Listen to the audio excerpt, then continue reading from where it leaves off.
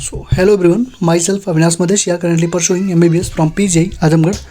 तो आज हम लोग मोशन इन 2D भी कंप्लीट करेंगे। ठीक है, मोशन इन 2D में सबसे ज़्यादा क्वेश्चन तुम्हारे प्रोजेक्टाइल से आते हैं और रिवर बोट प्रॉब्लम से आते हैं। ठीक है, बाकी सब तो अपना इधर उधर चलता रहता है, कभी कभार एक क्वेश्चन पूछ लिया तो पूछ लिया, नहीं तो मेन जो टॉपिक है वही है। तो प्रोजेक्टाइल मोशन की बात करते हैं। सबसे पहले देखो, अगर किसी बॉल को तुम ऐसे वेलोसिटी से, अगर मैं किसी बॉल को ऐसे फेंकता हूँ तो कैसी पाथ वो ट्रेवल करती है। मान लो ऐसे मैंने फेंका तो कैसी पाथ ट्रेवल करेगी, ऐसे ही तो ट्रेवल करेगी, ऐसे ही तो ट्रेवल करेगी। यहाँ से फेंकूंगा तो ऐसे ही तो ट्रेवल करेगी। तो ये हमारी पाथ होती है। पाथ कैसा होता है? पैराबोलिक। ट्रैजेक्टरी कैसी होती है? पैराबोलिक। ठीक, तो ये जो देखो एंगल क्या है, ये यू वेलोसिटी से फेंक रहे हो ना, यू वेलोसिटी से फेंक रहे हो, तो यू वेलोसिटी से फेंक रहे हो थीटा एंगल बना के। मान लो तुम कोई भी बॉल को ऐसे फेंकोगे तो किसी एंगल से फेंकोगे तो वो एंगल कितना होना चाहिए?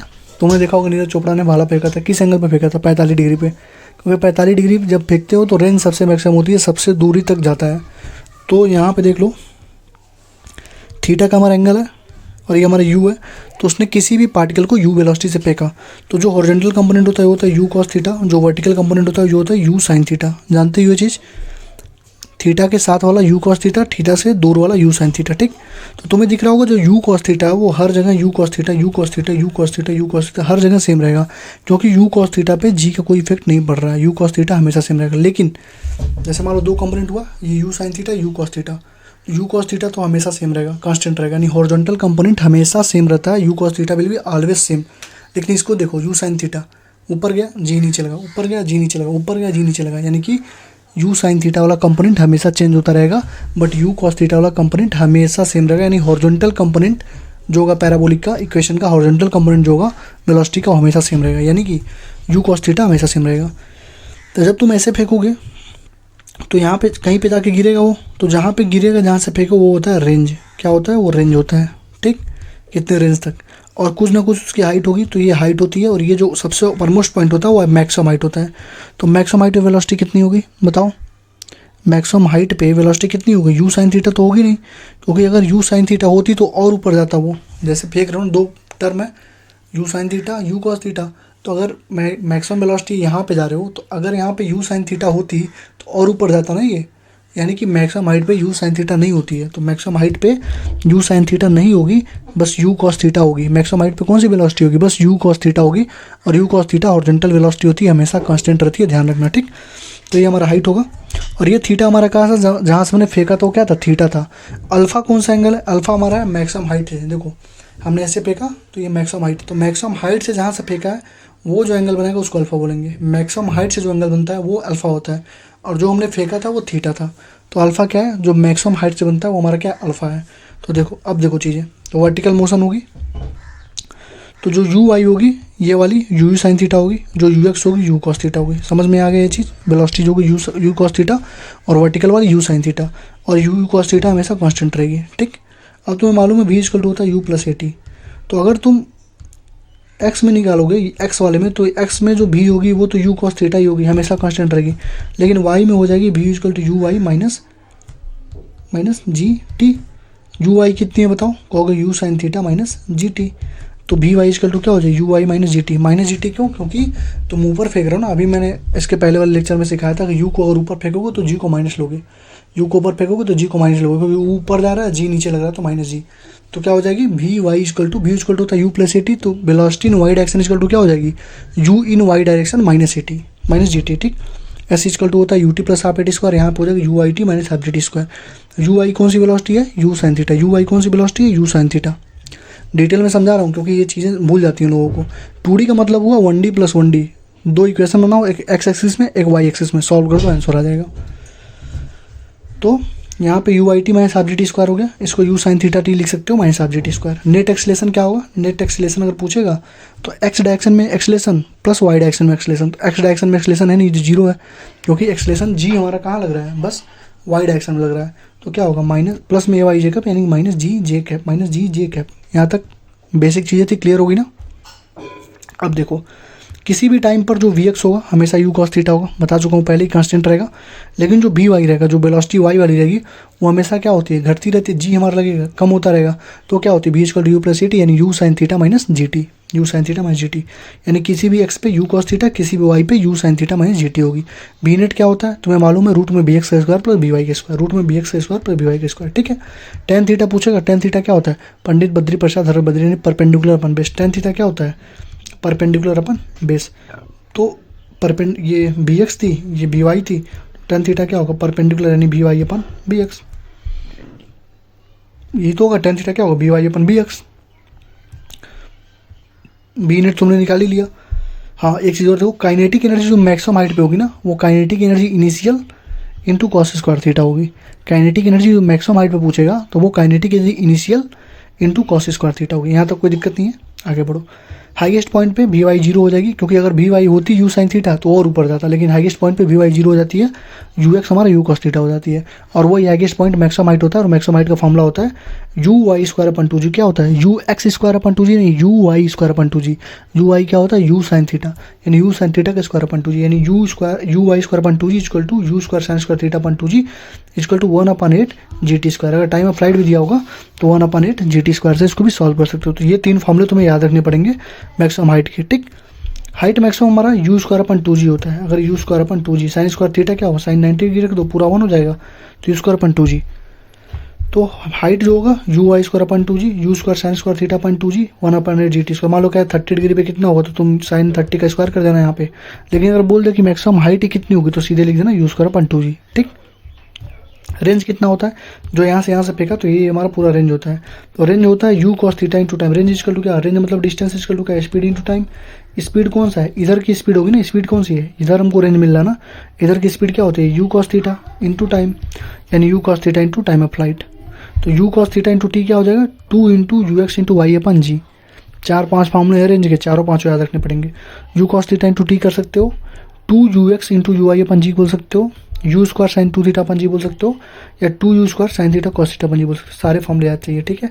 और मैक्सिमम रेंज कब होगी, यू स्क्वायर अपन जी होती है। देखो अब देखो याद करने का तरीका, height maximum u square upon two g होता है, बस 2 हटा दो तो रेंज मैक्सिमम हो जाएगा यू स्क्वायर अपन जी, ठीक है। ये होता है u square sine square theta upon two g, यहाँ पे 2 हटा दो, u square sine 2 theta upon g. ये साइन स्क्वायर नहीं होता, u square sine 2 theta upon g, और साइन 2 थीटा होता है 2 साइन थीटा कॉस थीटा, तो यहीं पे लिख दिया 2 u square sine theta cos theta upon g, ठीक है। तो ये रेंज का फॉर्मूला हो गया।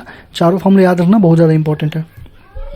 अगर कोई मान लो कह रहा है कि एक बॉडी को हमने 30 से फेंका, दूसरे को 60 से फेंका, तो 30 और 60 मिल गया कितना हुआ, 90। यानी कोई भी ऐसा एंगल जिसको जोड़ने पर 90 आ जाए।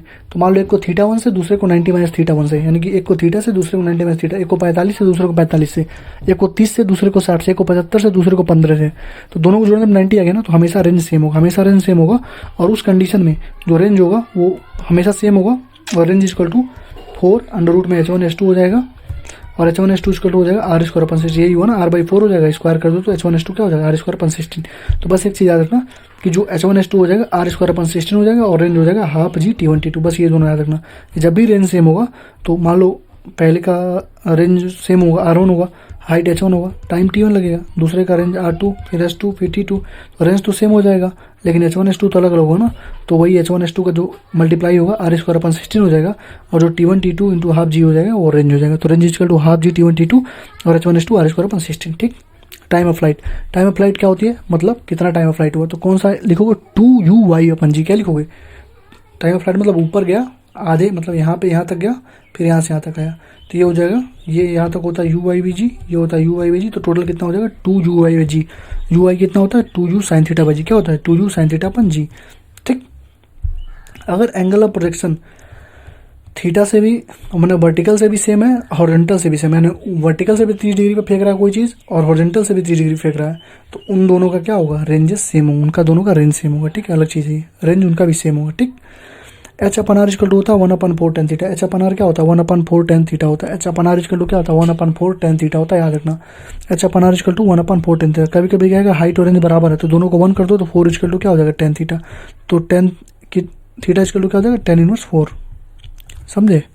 तो h upon r equal to 1/4 tan theta होता है, इसको भी ध्यान रखना, ठीक। और इक्वेशन देखो, प्रोजेक्टाइल का इक्वेशन होता है y equal to x tan theta minus g x square upon 2 square cos square theta, याद कर लो इसको। यही इक्वेशन है किसका, प्रोजेक्टाइल का, x tan theta minus g x square upon 2 square cos square theta. X tan theta minus g x square upon 2 square cos square theta, y equal to x tan theta minus g x square upon 2 square cos square theta. इसी का एक formula लिख सकते हो, x tan theta 1 minus x y r. इसका एक formula होता है x tan theta 1 minus x by are, जहाँ पे वाई होती है, वाई हमारी होती है हाइट और एक्स हमारा क्या होता है यहाँ से यहाँ तक की डिस्टेंस, मैक्सिमम हाइट क्या देती है, ठीक है। तो y equal to x tan theta minus g x square upon 2u square cos square theta होता है, जहाँ पे वाई का वैल्यू एक और होता है x tan theta 1 minus x by r, r हमारा रेंज है, एक्स हमारा डिस्टेंस है, ठीक। कहीं पे अगर इक्वेशन के टर्म में दिया है a x minus b x square 6x minus 7x square 6x minus x square, ऐसा कुछ अगर दिया हुआ है, मतलब इक्वेशन में दिया है, तो जो रेंज होती है ना वो ए अपान बी होती है। मतलब एक्स पावर 1 वाला ऊपर रखोगे, एक्स पावर 2 वाला नीचे रखोगे, उसका जो कोफिशिएंट होगा, तो ए अपन बी होगी, हाइट हो जाएगी a square upon 4b, tan theta का वैल्यू ए के बराबर होगा जो ए होगा, और टाइम का वैल्यू हो जाएगा 2a square upon g b root में, टाइम का वैल्यू कितना होगा 2a square upon g b root में, ठीक। तो रेंज हो जाएगी ए अपन बी, हाइट हो जाएगी a square upon 4b, tan theta हो जाएगा ए, और टाइम इक्वल हो जाएगा 2a square upon g B, ठीक। अगर कह रहा है कि इनिशियल और फाइनल वेलोसिटी परपेंडिकुलर कब होंगे, तो t equal to u upon g sin theta पे दोनों परपेंडिकुलर हो जाएंगे। प्रोजेक्टाइल मोशन कह रहा है कि अगर यहाँ से तुमने यहाँ फेंका किसी भी पॉइंट दो, जैसे उसमें मैंने बोला था ना कि सेम, अभी 1D जब पढ़ाया तो बोला हुआ कि ऐसा पॉइंट आएगा जहाँ पे हाइट सेम होगी, जैसे मान लो ऐसे फेंका था, जैसे मान लो ऐसे फेंका था, तो ये पॉइंट ये पॉइंट ये पॉइंट ये पॉइंट ये पॉइंट ये पॉइंट सेम आ गया ना हाइट, तो सेम हाइट पे तो मान लो T1 लग रहा है और T2 लग रहा है, तो जो x प्लस वाई होगा r के बराबर, ये x जो होगा मतलब पहले वाले का x रेंज और दूसरे वाले का y, ये जो रेंज y है, इन दोनों को जोड़ दोगे तो हमारा रेंज आ जाएगा, ठीक। हाइट वहाँ पर भी बता चुका था, हाफ जी T1 T2 होता है, यहाँ पर भी हाफ जी T1 T2 होता है, और T1 प्लस T2 टाइम होता है, T1 प्लस T2 टाइम होता है, वहाँ पर भी बताते हैं, यहाँ पर भी बता दिया, ठीक। हॉरिजॉन्टल प्रोजेक्शन कह रहा है कि तुम टावर पे चले गए और तुमने ऐसे फेंक दिया, तुमने ड्रॉप नहीं किया, तुमने ना ड्रॉप किया, ना तुमने ऐसे फेंका, ना तुमने नीचे फेंका, तुमने गए टावर पे और तुमने बस ऐसे हॉरिजॉन्टल से फेंक दिया 15 मीटर 20 सेकंड से, ऐसे मतलब जितना से फेंकना तुमने ऐसे फेंक दिया, ठीक। तो वहाँ पे देखो ये हाइट था, यू से तुमने ऐसे फेंक दिया, ना तुमने ड्रॉप किया, जीरो नहीं है, ना तुमने ऊपर फेंका, ना तुमने नीचे फेंका, तुमने बस ऐसे सिंपल हॉरिजॉन्टल फेंक दिया, तो जो टाइम ऑफ फ्लाइट होगा वो क्या हो जाएगा 2h अपन जी होगा अंडर रूट में। ध्यान रखना बहुत इंपॉर्टेंट है, यहीं से सारे क्वेश्चन सॉल्व होंगे। कहीं पे बाढ़ आया है, कोई एरोप्लेन जा रहा है, खाना गिरा रहा है, तो खाना मान लो एरोप्लेन जा रहा है 1800 मीटर पर सेकंड की रफ्तार से, तो जो खाना गिराएगा उसने बस सिंपल क्या किया, हॉरिजॉन्टल ऐसे कर दिया, तो हॉरिजॉन्टल उसने छोड़ा तो खाना भी 1800 मीटर के रफ्तार से आगे जाएगा, फिर ऐसे आगे जाके गिरेगा। एरोप्लेन तो चला गया, अब खाना यहाँ पे उसने छोड़ा, खाना भी 1800 मीटर पर सेकंड की रफ्तार से ऐसे आगे जाके फिर आगे जाके गिरेगा, ठीक है। मतलब एरोप्लेन तो ऐसे चला गया आगे, खाना यहाँ से गिरा, खाना भी ऐसे जाके यहाँ गिरेगा, और 1800 मीटर पर सेकंड इसका भी होगा, तो यही कंडीशन है ये, ठीक। तो टाइम ऑफ फ्लाइट हो जाएगा रूट में 2h अपन जी, रेंज तुमको मालूम है, range equal to distance, distance equal to speed into time, u तुमको मालूम नहीं है, टी तुमको मालूम है, रूट में 2h अपन जी, तो यहाँ से रेंज भी निकाल सकते हो, यू इंटू टी से, यू इंटू रूट में 2h by g, tan theta equal to g t upon u, कहीं पूछोगे tan theta equal to g t upon u होता है, ठीक। अब कहेगा मान लो यहाँ तक पहुँच गया तो उसकी वेलोसिटी बता दो आफ्टर फाइंडिंग हाइट h, तो वेलोसिटी तुमको मालूम है, एक्स वाली वेलोसिटी हमेशा यू एक्स रहेगी, एक्स वाली वेलोसिटी हमेशा यू एक्स रहेगी, कोई चेंज नहीं होगी, वाई वाली velocity you square upon 2g h हो जाएगी, क्योंकि वाई डायरेक्शन में आ रहे हो ना, तो वी स्क्वायर इक्वल टू क्या होता है यू स्क्वायर प्लस 2gh, तो वी स्क्वायर इक्वल टू क्या होगा you square plus 2gh, plus क्यों लगा रहा हूँ क्योंकि नीचे आ रहे हो, जी भी नीचे रखता है, तो जब भी ये वाला केस हॉरिजॉन्टल फेंकने वाला केसेज हो तो तीन फॉर्मूले ये थे, इसको याद रखो, और वी एक्स हमारा यू एक्स होता है, बी वाई हमारा रूट में यू स्क्वायर प्लस 2gh होता है, बी वाई क्या होता है रूट में यू स्क्वायर प्लस 2gh होता है, बी नेट क्या हो b x square plus b u का स्क्वायर, इसको सॉल्व करके ऐड कर दो, ठीक। अब देखो दो केसेस और बनते हैं, या तो ऊपर फेंक दो या तो नीचे फेंक दो, या तो ऊपर फेंक दो या तो नीचे फेंक दो। तो अगर तुमने ऊपर फेंका तो एक ही फॉर्मूला याद करो बस, 2h equal to g t square minus 2u sin theta into t, 2h equal to g t square minus 2u sin theta into t, 2h equal to g t square minus 2u sin theta into t, 2h equal to g t square minus 2u sin theta into t. याद कर लो, बहुत ज़्यादा काम आएगा, कभी भी ऐसे question आएंगे बस फॉर्मूले को लगाना, जो पूछे एक ही चीज़ पूछेगा, बाकी चीज़ इसमें दी रहेंगी, सॉल्व कर देना। तो अब नीचे फेंक दिया, कह रहा कि थीटा एंगल्स ऊपर फेंका था तो 2h equal to g t square minus 2u sin theta into t था। अब थीटा एंगल्स नीचे फेंक दिया, थीटा एंगल था नीचे फेंक दिया उसने, थीटा एंगल से नीचे फेंक दिया तो 2h equal to g t square plus हो जाएगा, यहाँ पे पहले माइनस था यहाँ पे प्लस हो जाएगा, बस इसको ध्यान रखो, सारा क्वेश्चन नीचे बन जाएगा, ठीक। ये ऊपर फेंकने वाला, नीचे फेंकने वाला, हॉरिजॉन्टल फेंकने वाला भी करा दिया, सारे केसेस मैंने पढ़ा दिए प्रोजेक्टाइल के, ठीक। इंक्लाइन प्लेन पे देखो, इंक्लाइन प्लेन पे क्या होता है कि तुम कोई अल्फा एंगल पे इंक्लाइन, ऐसे इंक्लिनेशन है, तुमने यहाँ से फेंका थीटा एंगल से, तो तुमसे 3-4 चीज़ें पूछेगा। पहला पूछेगा टाइम क्या होगा, तुमको टाइम का मालूम है 2u sin theta upon g होता है, टाइम कितना होता है 2u sin थीटा अपन जी, टाइम कितना होता है 2u sin थीटा अपन जी। इस केस में क्या होगा, जब तुम जमीन से जमीन फेंक रहे तो थीटा था, अब पहले ही तुम अल्फा पे हो तो क्या हो जाएगा थीटा माइनस अल्फा, तो 2u sin theta minus alpha upon g cos alpha. बस एक ही चीज़ करना है, साइन थीटा की जगह थीटा माइनस अल्फा करना है, जी की जगह जी कॉस अल्फा करना है, कॉस थीटा की जगह कॉस थीटा ही रहने देना।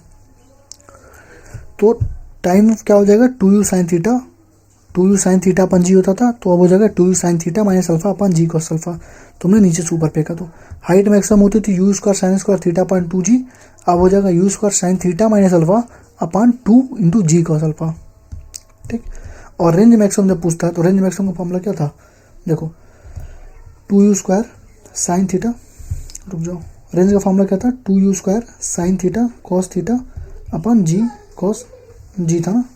लेकिन यहाँ पे क्या होता है, बस ये दोनों फॉर्मूले तुम्हें याद हो गए होंगे, theta minus alpha upon g cos alpha. लेकिन अब अगर रेंज मैक्सिमम तुमसे पूछेगा तो रेंज मैक्सिमम का फॉर्मूला एक याद कर लो, u square upon g 1 plus sine alpha. Range क्या होता था, यू स्क्वायर अपन जी होता था, बस जी की जगह 1 प्लस साइन अल्फा कर देना। क्या करोगे, u square upon g 1 plus sine alpha, u square upon g 1 plus sine alpha. इतनी मोटी फिजिक्स याद, बायोलॉजी याद करते हो तो 10-15 फॉर्मूला एक्स्ट्रा याद करने में क्या दिक्कत है, जब तुम्हारे रैंक बन जाएंगे इस क्वेश्चन से। तो बोलो तो याद करो, ऊपर के तो याद हो गए होंगे, यही बस दिक्कत कर रहा होगा। रेंज मैक्सिमम क्या होता है, यू स्क्वायर अपन जी, जी की जगह क्या रखोगे, जी कॉस अल्फा नहीं रखोगे, 1 प्लस साइन अल्फा। ठीक, और ये मैक्सिमम कब होगा, रेंज मैक्सिमम कब होता था, 45 डिग्री पर। रेंज हमेशा मैक्सिमम होता है 45 डिग्री पर। लिखा हूँ कि नहीं, दिखा देता हूँ मैं, लिख देता हूँ, रेंज मैक्सिमम होता है 45 डिग्री पे। नहीं लिखा मैंने, लिख देता हूँ मैं यहाँ पे, रेंज मैक्सिमम होता है कब, 45 डिग्री पे। ठीक, तो इसमें रेंज कितने डिग्री पे मैक्सिमम होगा, इस वाले केस में 45 degree plus alpha by 2। 45 degree तो यही रहेगा, प्लस इसका आधा, इस एंगल पे मैक्सिमम होगा। ठीक है, तो range maximum u square upon g 1 plus sine alpha और थीटा इक्वल हो जाएगा 45 प्लस अल्फा बाई 2। इसको याद करने की कोई ज़रूरत नहीं है, ये रेंज पूछता नहीं है। ठीक है, एक बार पूछा है नीट में, लेकिन डायरेक्ट इतना लंबा याद करने कोई मतलब नहीं, वो हम लोग डायरेक्ट अपने इक्वेशन और मोशन से सॉल्व कर लेंगे। जब क्वेश्चन प्रैक्टिस कराऊंगा सिखा दूंगा। तो बस ये दोनों और रेंज मैक्सिमम याद रखो। डाउन मोशन यानी कि जब तुम यहाँ चढ़ के इसको फेंकोगे इंक्लाइन प्लेन पे, तो जहाँ पे 2u sine theta minus alpha था प्लस कर देना, थीटा माइनस अल्फा था प्लस कर देना। रेंज इक्वल टू था, ये रेंज मैक्सिमम था u square upon g 1 plus sine alpha, यहाँ पे हो जाएगा u square upon g 1 minus sine alpha. ठीक, यहाँ पे प्लस था, यहाँ पे माइनस हो गया। ठीक, एंगल क्या हो गया, 45 में से अल्फा बाई 2। वहाँ पे क्या था, 45 प्लस अल्फा बाई 2 था, यहाँ पे 45 माइनस अल्फा बाई 2। ठीक, समझ में आ गया ना। यानी प्रोजेक्टाइल के सारे केसेस मैंने नॉर्मल पढ़ा दिया, ऊपर फेंकना, नीचे फेंकना, हॉरिजॉन्टल फेंकना, हाइट, रेंज सब कुछ पढ़ा दिया। एक क्वेश्चन उसके बाहर नहीं आएगा। ठीक, अब देखो time of flight for same range, अगर कह रहा है ना, मैंने भी बोला ना कि रेंज अगर सेम हो तो टाइम ऑफ फ्लाइट क्या होती है, तो रेंज हमारा हाफ जी T1 T2 हो जाएगा। T1 upon T2 tan theta के बराबर होगा, T1 इंटू T2 2r अपन जी के बराबर होगा, T1 स्क्वायर प्लस T2 का square 4u square upon g square होगा। इसको ना याद करो कोई दिक्कत नहीं, बस इन तीनों को याद कर लो। अगर कहीं पे रेंज सेम है तो जो T1 अपन T2 का रेशियो होगा tan थीटा होगा, और T1 into T2 into half जी इसका रेंज होगा। इसी T1 T2 को तुम क्या लिख सकते हो, 2r बाई जी, यानी कि 2r बाई जी यहाँ पे आएगा। देखो एक ही चीज़ था, उसको मैंने यहाँ पे लिखा, समझ में आया। तो range equal to half g T1 T2 और T1 upon T2 equal to tan theta, बस इन्हीं दोनों को याद रखो। इसको अगर यू वेलोसिटी वगैरह पूछो तो याद कर सकते। देखो टाइम ऑफ फ्लाइट क्या होता है, 2u बाई जी, तो टी का स्क्वायर क्या होगा, 4u square upon g square, वही लिखा है। टी का स्क्वायर क्या होगा, 4 स्क्वायर अपन जी स्क्वायर, लेकिन दो टाइम है तो T1 का स्क्वायर प्लस T2 का square equal to 4u square upon g square. तो ये दोनों फॉर्मूले और याद कर लो। ठीक, रिवर बोट, रिवर बोट पे आ जाओ।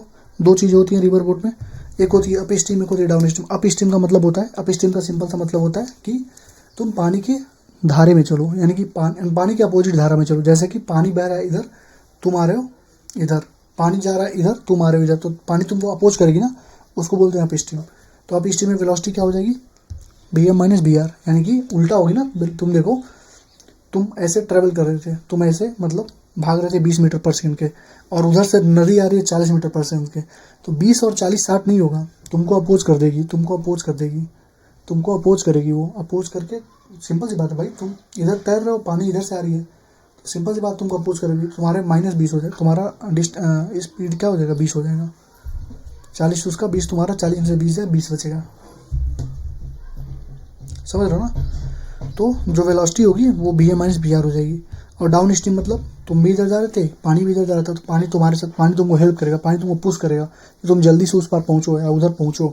तो क्या हो जाएगा, टोटल वहाँ पे वेलोसिटी क्या हो जाएगी, रिवर की वेलोसिटी प्लस मैन की वेलोसिटी एडअप हो जाएगी। ठीक, ये बेसिक चीज़ थी। अब देखो पहला चीज़ पूछता है कि टाइम, मान लो ये रिवर है, जैसे इसी को, इस पैड को ही रिवर मान लो, ठीक है, टैब को ही, तो इस पॉइंट से मुझे इस पॉइंट पे पहुंचना है। ठीक है, तो कितना टाइम लगेगा, तो टाइम लगेगा डिस्टेंस अपन स्पीड, कौन सा स्पीड, परपेंडिकुलर स्पीड, ये तो परपेंडिकुलर स्पीड है इस पार से उस पार, तो टाइम हो जाएगा d/v परपेंडिकुलर, पहला चीज़ ये हुआ। ठीक, अब दो केस बनता है, एक मिनिमम टाइम का, एक शॉर्टेस्ट पाथ का। तो अगर मुझे इस जगह से इस रिवर के इस एंड से रिवर के इस एंड पे पहुंचना है, ठीक है, तो मुझे किधर तैरना चाहिए, मुझे किधर तैरना चाहिए, मुझे किधर तैरना चाहिए। तो कुछ लोग अपना दिमाग लगाएंगे कि भैया रिवर तो इधर बह रही है तो हमको इधर तैरना चाहिए, अगर हम इधर तैरेंगे तो रिवर हमको यहाँ पहुँचा देगी। लेकिन ये गलत चीज़ हो जाती है। अगर तुम्हें सीधे इस पॉइंट से इस पॉइंट पर पहुँचना है तो तुमको सीधे तैरना होगा, इरिस्पेक्टिव आप कुछ भी नहीं देखना है। अगर उसने बोल दिया कि मिनिमम टाइम में पहुँचना है तो किस डायरेक्शन में तैरें, तो सीधे एकदम अपने अपोजिट डायरेक्शन में तैरो। तुम साउथ पे थे, तुम नॉर्थ की तरफ भागो, साउथ पे थे ना, यहाँ पे साउथ पे थे, नॉर्थ पे जाना है तो तुम डायरेक्ट नॉर्थ की तरफ जाओगे, इधर नहीं भागोगे, सीधे नॉर्थ की तरफ ही जाओगे, समझे। तो जहाँ थे वहाँ से सीधे नॉर्थ की तरफ दौड़ जाओ, समझ में आया। तो ये हमारा होगा मिनिमम टाइम के लिए swim 90 degree from the flow of water, flow of water से 90 डिग्री ऐसे तैर जाओ। ठीक, और टी मिनिमम कितना लगेगा, टी मिनिमम का फॉर्मूला होता है d/v, यानी कि जितना भी उसका विड्थ था, चौड़ाई था नदी का, उतना अपन वेलोसिटी ऑफ मैन। ड्रिफ्ट क्या होगा, अब देखो तुम यहाँ से यहाँ तो तैर के जाओगे, लेकिन अब रिवर तुम्हें क्या करेगी, ऐसे थोड़ा थोड़ा ठेल के यहाँ पहुँचा देगी। तो ये तुम्हारा एक्स, जो तुम यहाँ पे जाना था तुम यहाँ पहुँच गए, वो ड्रिफ्टिंग होता है। तो ड्रिफ्टिंग क्या हो जाएगी, VR यानी वेलोसिटी ऑफ रिवर की वजह से ना इधर जा रहे हो, तो velocity of river into T minimum, यानी कि VR इंटू d/v। समझ में आ गया रिवर। बस इन्हीं फॉर्मूले सारे क्वेश्चन लगते हैं। क्वेश्चन प्रैक्टिस जब होगी तो मैं तुम्हें दिखाऊंगा। ऑलरेडी 80 इंपॉर्टेंट टॉपिक्स में इससे क्वेश्चन प्रैक्टिस में करा चुका हूँ। तो swim 90 degree from the flow of water, और टी मिनिमम जो होगी d/vm होगी। ड्रिफ्ट हमारी क्या हो जाएगी, ड्रिफ्ट किसकी वजह से हो रही है, यानी कि ड्रिफ्टिंग का केस किस में आ रहा है, मिनिमम टाइमिंग में। यानी मिनिमम टाइम का मतलब तुमको यहाँ से यहाँ जाना था, लेकिन तुमको पानी यहाँ पहुँचा देगी, भले ही तुमको यहाँ पहुँचा, लेकिन अगर तुमको मिनिमम टाइम में जाना है तो तुमको सीधे ही तैरना पड़ेगा, इतना ध्यान रखना। ठीक है, तो टी मिनिमम इसका हो जाएगी d/vm। ड्रिफ्टिंग क्या हो जाएगी, VR इंटू टी मिनिमम, यानी VR इंटू d/vm। अब शॉर्टेस्ट पाथ पूछे, शॉर्टेस्ट पाथ पूछे या बोल दे एग्जैक्टली अपोजिट पॉइंट पे, तो अगर बोल रहा है एग्जैक्टली अपोजिट पॉइंट पे, इसका मतलब है ना ये shortest minimum path minimum time पूछ रहा है। मिनिमम टाइम पूछेगा तो डायरेक्ट पूछेगा कितना मिनिमम टाइम लगेगा, लेकिन अगर शॉर्टेस्ट पाथ पूछे या फिर एग्जैक्टली अपोजिट पॉइंट पूछे, उसका मतलब शॉर्टेस्ट पाथ ही होता है। अब तुमको यहाँ से यहाँ एग्जैक्टली अपोजिट पॉइंट पे जाना है, तो तुम कैसे जाना चाहोगे। अगर यहाँ तुम देख रहे हो यहाँ जा रहा हूँ तो मैं इधर आ जा रहा हूँ, तो मुझे क्या करना पड़ेगा, यहाँ इधर तैरना पड़ेगा। जब मैं इधर तैरूँगा तो रिवर मुझे इधर ठेल के यहाँ पहुँचा देगी। तो देखो इधर तैरूँगा BM से, थीटा एंगल बना के, थीटा कहाँ से है, 90 डिग्री से है, तो थीटा एंगल से बना के तैरूँगा तो BM cos theta, BM sin theta. तो एक चीज़ दिख रही है, वेलोसिटी ऑफ रिवर इधर है, तो एक चीज़ दिख रही है मुझे कि जो वेलोसिटी ऑफ रिवर है वो BM sin थीटा के बराबर है। पहला इक्वेशन ये बनता है, वेलोसिटी ऑफ जो रिवर होती है वो BM sin थीटा के बराबर होती है, किससे केस में, शॉर्टेस्ट पाथ के केस में। तो BM sin थीटा BR के बराबर होती है, पहली चीज़। ड्रिफ्टिंग जीरो होगी, ड्रिफ्टिंग जीरो होगी इसमें। देखो ड्रिफ्टिंग किस में होती है, मिनिमम टाइम में होती है। शॉर्टेस्ट पाथ वाले केस में ड्रिफ्टिंग जीरो होती है, क्योंकि तुम यहाँ से यहाँ जाना, तुमको यहीं जाना था अपोजिट पाथ पे, तुम इधर तैर गए, यहाँ पहुँच गए, ड्रिफ्टिंग हुई नहीं, तुम यहीं पे जहाँ तुम्हें जाना था वहीं पहुँच गए। तो मिनिमम टाइम में ड्रिफ्टिंग होती है, शॉर्टेस्ट पाथ में, शॉर्टेस्ट पाथ वाले में या एग्जैक्टली अपोजिट पॉइंट में ड्रिफ्टिंग कभी नहीं होगी। तो ड्रिफ्टिंग जीरो होगी और ये BM sin थीटा BR के बराबर होगा। ठीक है, और यहाँ पे जो टाइम होगा वो d/स्पीड होगा। स्पीड यहाँ पे कौन सा लोगे, BM cos थीटा। पार करना है ना, तो BM cos थीटा तो पार कराएगा। और एंगल फ्रॉम रिवर, अगर तुमसे एंगल पूछे तुम्हारा ये एंगल, लेकिन एंगल फ्रॉम रिवर पूछेगा तो 90 डिग्री प्लस थीटा होगा, 90 डिग्री प्लस थीटा होगा। ठीक है, तो रिवर बोट हमारा खत्म हो चुका। रेन अम्ब्रेला कह रहा कि ऐसे रेन अम्ब्रेला, तुम रेन मतलब पानी गिर रही है, कितने एंगल पे छाता रखोगे। तो अगर तुम BM = BR sin थीटा, जैसे मान लो वेलोसिटी ऑफ रेन ऐसे गिर रही थी, velocity of rain with respect to man, मतलब भले वो 10 से गिर रही थी, तो मान लो कहेगा कि आदमी को दिख रहा है कि पानी 40 से गिर रही है, यानी कि velocity of rain with respect to man है, आदमी को दिख रहा है, एक्चुअल में 40 नहीं है, वो आदमी को दिख रहा है 40। तो velocity of man with respect to rain, velocity of rain with respect to man कितनी है, 40 है। तो BRM कितनी है, 40 है। यानी कि इसको कैसे लिखते हो, BR - BM = 40 है, समझे। तो केस क्या है, ये BRM है तो ये हमारा VM होगा, ये हमारा BR cos थीटा होगा, ये BR sin थीटा होगा, सिंपल सी बात है। वेलोसिटी ऑफ मैन इधर है, वेलोसिटी ऑफ मैन ऐसे जा रहा होगा, BR देखो ये सब पूछता नहीं, पूछता क्या बता दूंगा मैं। तो पहला केस देखो BM जो होगा BR sin थीटा के बराबर होगा। अगर रेन सीधे नीचे गिरने लगा, वर्टिकली डाउनवर्ड, तो उस टाइम पे जो वेलोसिटी ऑफ रेन हो क्या होगा, BR cos थीटा के बराबर होगा, क्योंकि अगर सीधे गिरने लगा ये भी इधर आ जाएगा, तो velocity of rain with respect to man क्या होगा, BR cos थीटा होगा। ठीक है, जैसे जैसे मैन इधर अपना स्पीड बढ़ाएगा, जैसे जैसे स्पीड बढ़ाएगा जो रिजल्टेंट होगा वो बी एम की तरफ शिफ्ट होता जाएगा, वेलोसिटी ऑफ मेन की तरफ शिफ्ट होता जाएगा, यानी कि ये जो बी एम आर था वो ऐसे इधर शिफ्ट होता जाएगा, ऐसा शिफ्ट हो जाएगा, ऐसे शिफ्ट होता जाएगा। ठीक, थियोरेटिकल पॉइंट है। मेन चीज़ है ये केस नंबर 2। केस नंबर 2 कहता है कि अगर रेन वर्टिकली डाउनवर्ड गिरा है, यही तुम्हारे एनसीईआरटी में दिया हुआ, यही तुमसे क्वेश्चन भी पूछा है नीट में। ठीक है, रेंज अगर वर्टिकली डाउनवर्ड गिर रहा है, वेलोसिटी ऑफ नीचे गिरा और वेलोसिटी तुम मतलब ऐसे तुमको ऐसा ही इक्वेशन देगा, तुम ये नीचे गिरा, तुम इधर भागने लगे वेस्ट की तरफ, तो कहेगा बता दो एंगल कितना होगा, किस एंगल पे छाता रखे। तो सिंपल सी बात है, थीटा एंगल ले लो, वेलोसिटी मैंने से 2r होगा, तो बी एम आर क्या हो जाएगा, रूट में बी आर का स्क्वायर पे बी एम का स्क्वायर, ये क्या है रिजल्टेंट है, ये तो तुम्हें मालूम ही है। और टेन थीटा क्या हो जाएगा, b m upon b r, perpendicular upon base. तो यही तुमसे पूछता है, यही ध्यान रखना। ठीक है, आगे बढ़ो। डिस्टेंस ऑफ क्लोजेस्ट अप्रोच कह रहा है कि अगर ए भी से आगे बढ़ रहा है, बी हमारा बी से इधर जा रहा है, तो डिस्टेंस ऑफ क्लोजेस्ट अप्रोच क्या होगा, तो कंडीशन फॉर मिनिमम डिस्टेंस और क्लोजेस्ट अप्रोच जो होगा वो सीधे d/√2 हो जाएगा। लेकिन एक कंडीशन है, सेम वेलोसिटी होनी चाहिए। क्या होनी चाहिए, सेम वेलोसिटी होनी चाहिए, ये सेम वेलोसिटी होनी चाहिए। ये d=d/√2 हो जाएगा। मान लो 10 मीटर पहले था तो 10/√2 इसका आंसर हो जाएगा। लेकिन कंडीशन क्या है, दोनों की वेलोसिटी सेम होनी चाहिए। ठीक है, और यही तुमसे पूछता है। इसके बाहर भी तुम कर सकते हो अगर तुम करना चाहो, लेकिन अभी तक उससे क्वेश्चन पूछा नहीं है।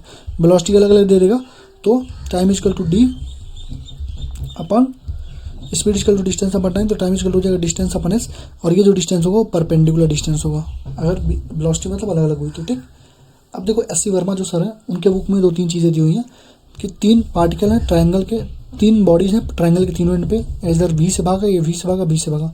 तो क्लोजेस्ट अप्रोच क्या होगी, तो डायरेक्ट याद करो 2d/3v, time of closest approach 2d/3v, time of approach पूछा ना 2d/3v। अरे डिस्टेंस अपन वेलोसिटी होती है, तो टाइम कितनी होगी 2d/3v। और 4 पार्टिकल रेक्टेंगल है, तो टाइम अप्रोच क्या हो जाएगा, जो लेंथ होगा अपन भी, और 6 पार्टिकल हैं, 6 मास हैं, ऐसे एक दूसरे की तरफ ऐसे मूव करने लगे, एक दूसरे के मतलब एक ही डायरेक्शन मूव कर रहे हैं, तो टाइम अप्रोच क्या हो जाएगा 2a/b हो जाएगा। इन तीनों को याद रखो, एस.सी. वर्मा सर की किताब में रखा हुआ है, तो वहाँ से मैंने लिया हुआ है इसको। ठीक, रिलेटिव मोशन इन 2D, देखो कोलिजन तभी होगा जब दोनों क्या होंगे, लाइन ऑफ अप्रोच में रहेंगे, तभी कोलिजन होता है। 2D में कोलिजन भी तुम्हारे सिलेबस में मतलब क्वेश्चन आज तक पूछा नहीं गया, लेकिन अगर कोई पूछ ले तो तुम बस क्या करना, u1 × y = u2 × y कर देना। यानी कि जो y कंपोनेंट में डायरेक्शन और वेलोसिटी होगी u1 की, और जो दूसरे में वो, जैसे मान लो ऐसे तुमने इसको फेंका इधर से, एक को ऐसे फेंका इधर से, तो जो ये u1 × y डायरेक्शन में जो होगी ना, u1 × y जो भी कवर करेगा u2 × y के बराबर कर देना, आ जाएगी। और टाइम ऑफ कोलिजन क्या होता है, d/u1 × x, क्योंकि कोलिजन कब होगा, कोलिजन इधर ही होगा ना, कोलिजन तो हमारा x डायरेक्शन में होगा। ये u1 × y u2 × y बराबर कर देना, कोलिजन तो हमें हमेशा एक डायरेक्शन में होगा ना, इधर ही होगा ना, तो u1 × x + u2, ये दोनों याद रखना। अभी तक क्वेश्चन नहीं पूछा है, लेकिन अगर पूछ लेगा तो सॉल्व कर देना। ठीक, लेडर प्रॉब्लम में क्या होता है, कहता है कि सीढ़ी है, ऐसे हमने उसको ऐसे बॉल उस पर फेंका, तो ऐसे बॉल बाउंड करके नीचे गई, तो पूछेगा नंबर ऑफ स्टेयर्स कितनी सीढ़ियाँ हैं, तो सीधे याद करो 2u² है 56g²। जो u हमारा क्या था, जिस वेलोसिटी से फेंका गया था, हाइट हमारा क्या था, टोटल जमीन से उस स्टेयर की हाइट है, और g² बी हमारा क्या है, विड्थ ऑफ ईच स्टेप, हर एक सीढ़ी का विड्थ कितना है, तो एन कितना हो जाएगा 2u² है 56g²। ठीक, डायरेक्शन ऑफ फ्लैग पूछता है, डायरेक्शन ऑफ फ्लैग में झंडे की जो दिशा होगी वो विंड के डायरेक्शन में होगी। जिधर विंड मान लो नॉर्थ में फैल रहा है, मान लो विंड जो है नॉर्थ में है, तो डायरेक्शन जो होगी इसकी नॉर्थ में होगी झंडे की। लेकिन देखो क्या है, विंड नॉर्थ में है और शिप जो हमारा वेस्ट में जा रहा है, देखो विंड हमारा नॉर्थ में है और शिप जा रहा है वेस्ट में, तो जो झंडे की डायरेक्शन होगी वो तो नॉर्थ में ही होगी, बट जो शिप के डायरेक्शन का अपोजिट यानी कि ईस्ट में हो जाएगी, यानी कि झंडा नॉर्थ ईस्ट में घूमेगा। यानी कि झंडे की दिशा विंड के डायरेक्शन में होती है और मूविंग ऑब्जेक्ट के अपोजिट डायरेक्शन में होती है। ठीक, तो ये हमारा मोशन इन 2D कंप्लीट हो गया। अब हम लोग कल मैं ट्राई करूँगा कि 2 चैप्टर और कराऊँ, कौन कौन, एनालम करा दूँ और वर्क फॉर एनर्जी करा दूँ। उसके बाद क्या बचेगा, रोटेशनल ग्रेविटेशन हम कर चुके हैं, सॉलिड और फ्लूइड 1 दिन में कंप्लीट करा दूंगा, थर्मो 2 दिन में कंप्लीट कराऊंगा, 2 1 3 दिन हुआ, 3 1 4 दिन हुआ, और 1 दिन में SHM और वेस्ट 5 दिन। यानी कि आज कितना तारीख है, मतलब इसी महीने के एंड में तुम्हारा ये पूरा खलास हो जाएगा 11th वाला भी। अब बस क्वेश्चन प्रैक्टिस जो है वो चालू मैं कर ही रहा हूँ। अब क्वेश्चन प्रैक्टिस भी धीरे धीरे होता रहेगा, जैसे ये कंप्लीट हो गया इसका पूरा टाइम बच जाएगा, 2 चैप्टर के क्वेश्चन प्रैक्टिस एक दिन कर लेंगे। ठीक है, अभी मुझे वो भी कराना है, ऑर्गेनिक वाला और इनऑर्गेनिक वाला तुम्हारा एनसीईआरटी का कराना है, सब कुछ फ्री ऑफ कॉस्ट, एक पैसा नहीं, एक मतलब everything will be free of cost, हर एक चीज़ फ्री ऑफ कॉस्ट रहेगा। एनसीईआरटी के तुम जो भी पढ़ रहे हो अच्छे से पढ़ लो, एनसीईआरटी के सारे क्वेश्चन सारे एग्जाम्पल्स मैं करा दूंगा। ठीक है, टाइम बचेगा तो PYQ भी करा दूंगा, लेकिन PYQ कराने में बहुत टाइम लग जाएगा, लेकिन एनसीईआरटी में पूरा इन डिटेल तुम्हें करा दूंगा, जितने भी क्वेश्चन इंटेक्स में, एग्जाम्पल्स में और बैक एक्सरसाइज में सब करा दूंगा। विथ एक्सप्लेनेशन, एक्सप्लेन करके भी ये कैसे हो रहा है। अगर कोई पॉइंट तुम्हारा मिस हुआ रहेगा तुम्हारा रिवाइज हो जाएगा, ठीक है। तो थैंक यू, मिलते हैं आज वाली 5 इंपॉर्टेंट टॉपिक्स में। थोड़ा सा लेट होगा वीडियो में, तो परेशान मत होना, ठीक है, क्योंकि 2 वीडियो यही शूट कर दिया हूँ। उधर करना है, कैपेसिटर करना है, थर्मो करना है, ठीक है। सुबह से ही लगा पड़ा हूँ भाई, रुकना नहीं है, मिनट तक बिल्कुल नहीं रुकना है। अब कंट्रोवर्सी क्रिएट हो चुकी है ना, तो ठीक है।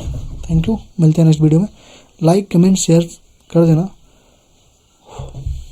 कल मैं आज पढ़ा रहा हूँ किसके बदौलत, तुम्हारे बदौलत। कल तुम लोगों ने सपोर्ट नहीं किया होता, तुम्हारा मैसेज नहीं आता, तुम्हारे सपोर्ट नहीं आता, तो मैं नहीं पढ़ा था, मैं बंद कर चुका होता। तुम्हारे जो पैसे थे 200 रुपये मैं वापस कर देता, कोई बहुत बड़ी बात नहीं है मेरे लिए, ठीक है।